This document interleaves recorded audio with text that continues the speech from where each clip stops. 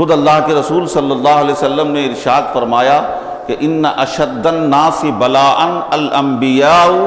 ثم الامثل فالامثل، کہ لوگوں میں سب سے زیادہ جو آزمائش میں مبتلا کیے جاتے ہیں وہ انبیاء ہوتے ہیں، یعنی جن پر سب سے زیادہ مصیبتیں اور پریشانیاں آتی ہیں وہ انبیاء ہوتے ہیں۔ ثم الامثل فالامثل، پھر نبی کی سیرت سے جو جتنا قریب ہوتا جاتا ہے اتنے ہی ان پر بلائیں آتی ہیں،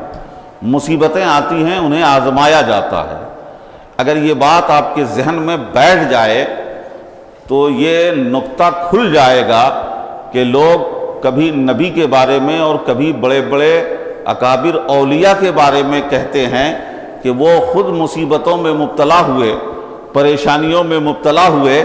تو اپنی پریشانی نہ ٹال سکے، تم یا غوث کہتے ہو تمہاری کیا پریشانی ٹالیں گے؟ شاید ان لوگوں کے ذہن میں یہ بات نہیں رہتی ہے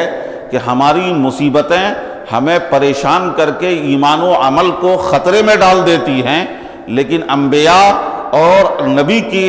سیرت پہ چلنے والے اولیاء پہ آنے والی آزمائشیں ان کے اندر ایمان و عمل کے نور کو بڑھا دیتی ہیں، ان کی آزمائشیں انہیں مزید ترقی درجات عطا کرتی ہیں۔ ہم تو اب کبھی مصیبتوں میں مبتلا ہوتے ہیں تو رب کی شکایت، تقدیر کی شکایت، نہ جانے کیسے کیسے جملے نکلنے لگتے ہیں، اور وہ انبیاء کرام علیہم السلام اور اولیاء کرام جب رب کی طرف سے آزمائش میں مبتلا ہوتے ہیں تو مقام صبر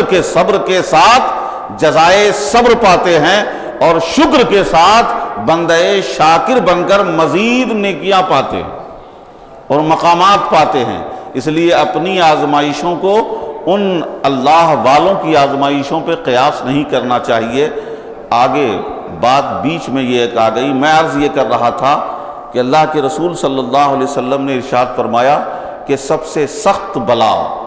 آزمائش انبیاء پہ آتی ہے، اور اس کے بعد نبی کی سنت، سیرت، زندگی، طریقے، نہج سے جو جتنا قریب ہوگا اس پر اتنی ہی آزمائش آتی ہے۔ اس کو پلٹ کر آپ یوں سمجھ لیجئے کہ جو جتنا دین میں آزمایا جائے سمجھیے وہ بارگاہ رسول اور طریقہ مصطفیٰ سے اتنا ہی قریب ہے۔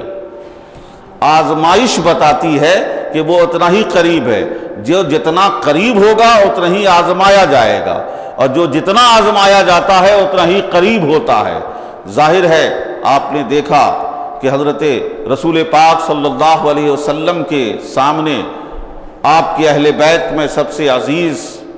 سب سے پیارے آپ کے نواسے تھے، تو سب سے زیادہ انہیں آزمایا گیا اور آزمائش سے گزرنا پڑا،